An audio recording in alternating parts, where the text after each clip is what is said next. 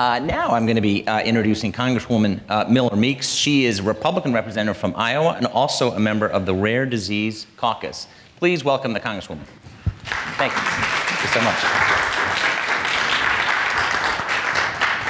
Before we jump into rare diseases, you are from Iowa, kind of a key state in the presidential race. Have you been getting any calls from hopefuls recently? Oh, yes, we've gotten calls. And interestingly enough, since this is, you know, the 40 years of the Orphan Drug Act, and we're talking about rare diseases, one of the presidential candidates, Vivek Ramaswamy, I think, yes, has been in this space. So it's interesting that we have a presidential candidate who would probably agree with what was said by the last speaker.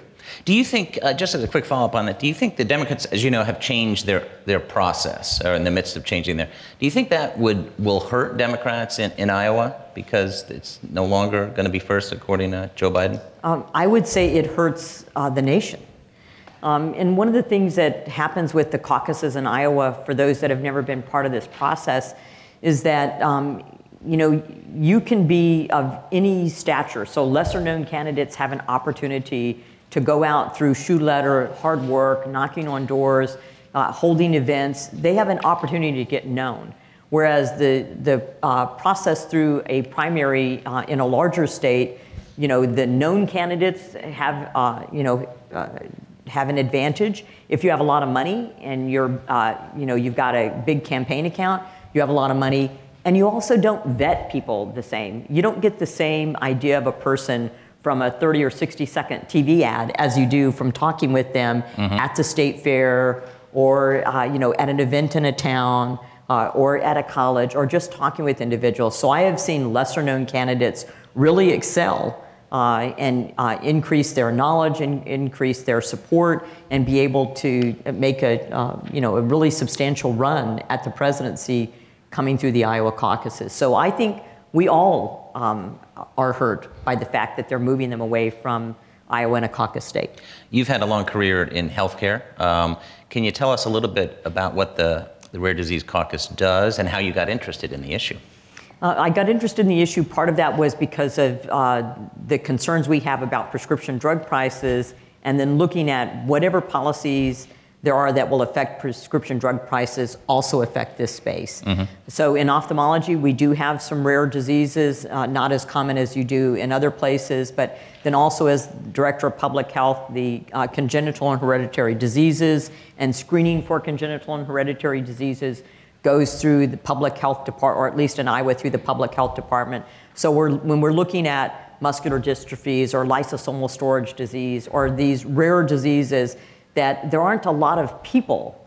And so you don't have the economies of scale that you do in the common diseases, whether it's diabetes or high blood pressure, which also you can have lifestyle variations and behavior modifications, which may change your outcomes for those diseases. But in these rare diseases, you don't have that opportunity to change a lifestyle and then treat your disease. So you're looking at small numbers of individuals, small numbers of patients, often children, and the potential they have. So it's a space where you want a robust pharmaceutical industry, you want research and development, and you want to, for patients, it's interesting, as our last guest mentioned, the FDA process.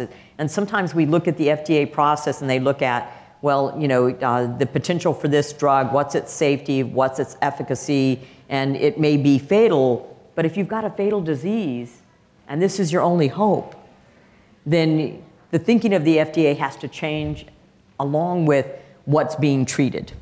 And so I think it's the Orphan Drug Act was a very important movement forward. The numbers of lives and individuals we've allowed to grow and to mature and to be productive and fulfill potential that we've all benefited from. And I think also how that's transferred to other countries, especially in countries that have a single payer system, into the value of being able to treat these diseases, especially at young ages. Can you speak about other countries, kind of where are we compared to other countries? Because everyone in the United States is focused on the United States, but maybe there are lessons learned in other places. I think on one hand, you can look at the metrics that we have, and I think in other countries that have a single payer system on their primary care front, they may do better. Certainly in the United States, we do better when it comes to rare rare diseases, when it comes to some of the chronic diseases, when it comes to cancers. I can tell you from my space in ophthalmology, where we are in the treatment of wet macular degeneration, which led to blindness and had very little treatment, that we're much more advanced, and other countries are adopting what we have done in those realms. In this Congress, we talked about what policymakers should do on a panel earlier.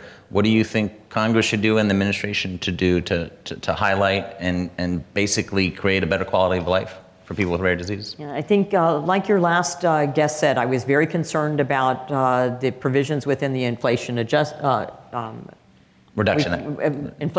Act. We call it a different name, so in the Inflation Reduction Act, and especially where it comes to rare and orphan diseases. Even the CBO admitted that there are drugs that will never come to the marketplace. We already know companies that are scaling back on research and development, and that means research and development into these diseases that are not common. There are very few people are affected by them.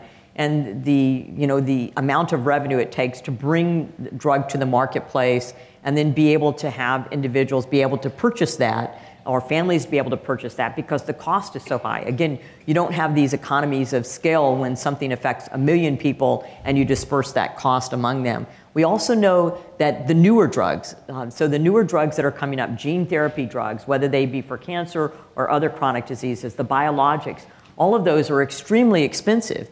And so if you can take what's happened in the Orphan Drug Act and you can look at what is going to happen in the future of healthcare and the future of medicine, all of us want to know that there's a cure for whatever disease we may have. We look at Parkinson's, we look at Alzheimer's. What's going to be the avenue to treat those diseases which are not uncommon, but they may be very expensive because of the types of medication that will treat diseases in the future.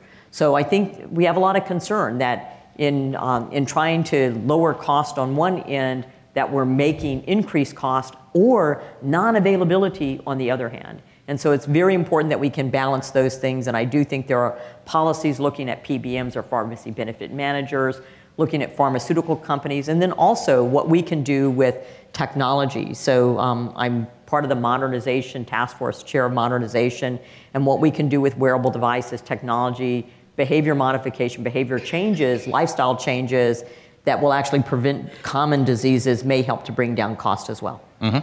Healthcare is a very polarizing topic, but there are some areas where there has been bipartisanship, 21st Century Cures Act, FDA, right to try. In this area, do you see some bipartisanship, and who do you work with?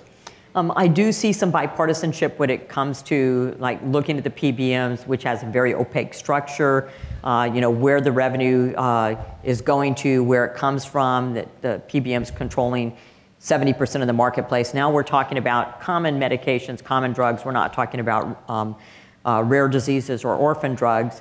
And I do see that there is an avenue for that. I passed in the state Senate a bill for transparency in the PBMs. I see that we could do something like that on the federal level as well too. And then, looking back at the Inflation Reduction Act and to see, if there are already companies, which we have knowledge of companies that are not investing in research and development, and are there avenues for some kind of bipartisan agreement that we still want to be able to focus on this space, and how do we work with pharmaceutical companies to be able to do that and to have them not ignore this segment. I think, as your last speaker said, I think she was settling on 10,000 rare diseases. When you look at that, it's that, how many potential lives and the intellectual and physical capabilities and potential that's wasted because we're not able to treat those. And then the other thing is, I think of this as dynamic. And so you don't know in treating what's a rare disease, if that treatment may then transfer over to something that's more common, that you don't even know, in the treatment of something else. And so there's that potential for that research and development to even go beyond the sole disease that it's treating and to be generalized to the population. What, in your experience before coming to Congress, what did you learn from patients and kind of on the ground level, and what you're hearing now from constituents on healthcare, and what DC can learn from that? What did I learn from patients? Patience. Compassion, listening. Sometimes you have to hear stuff you don't want to hear, and sometimes you're criticized a lot, and you got to take that in and then figure out how it is that you can help an individual. Meeting people where they are.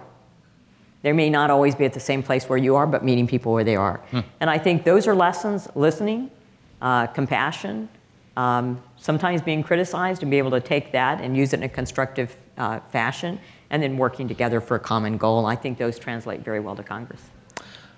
Speaking of Congress and making trips to Capitol Hill to highlight their issue, what advice would you have in making these Capitol Hill visits? Because as you know, there are a lot of visits. How do you stand out? Just kind of some advice to the people going up to Capitol Hill. I think that's always the challenge. For me, it's I make a tremendous effort to meet people that are coming from my state. So if someone's coming from my state, I try to make a tremendous effort to meet with them and meet with them in person if they're making that journey to Washington, D.C. But I would say you don't have to just have a Hill visit. Try to meet with them within your district. Develop those relationships, not just a relationship that when you come once a year for a Hill Day, but develop those relationships with your Congress people in your districts. Start, having that conversation with them so they know who you are, they know what issues are important, and they know that you're just not doing it as part of a national organization that comes to Capitol Hill. And I think that you're going to be much more productive if you're having those relationships than just coming to the Capitol Hill once a year. As far as the healthcare agenda for this Congress, what do you see? Obviously, Republicans now have control of the House. As Speaker Kevin McCarthy says, there are no small gavels, even though the margin, the majority is small. What would you like to see Republicans focus on? Well, I'd like to see Republicans on continuing to increase access. I mean, we have the telehealth waiver that we know has been put through to 2023, I think. So the telehealth, there was exceptions made during the pandemic for coverage through Medicare. To see that extended into a permanent fashion, there's still some work we have to do on that, on numbers of visits, availability, broadband in areas that don't have access to broadband. I'd like to see us do some things on small businesses, the availability to offer healthcare when they want to offer healthcare, and how do we work with that within the paradigm of the Affordable Care Act. I think those are things that we can do. I think a lot of us are focused on, the cost of prescription drugs. I've got a biosimilar bill that didn't move last year, but we're working through it again and working with the Energy and Commerce Committee. And this would have genetically similar, they're categorized a different way than drugs, and specifically I'm talking about insulin, to be able to have a generic insulin and for pharmacists to be able to dispense it as generic. So working on those kinds of things which will help to lower prescription drug costs. So I think that there's going to be some avenue.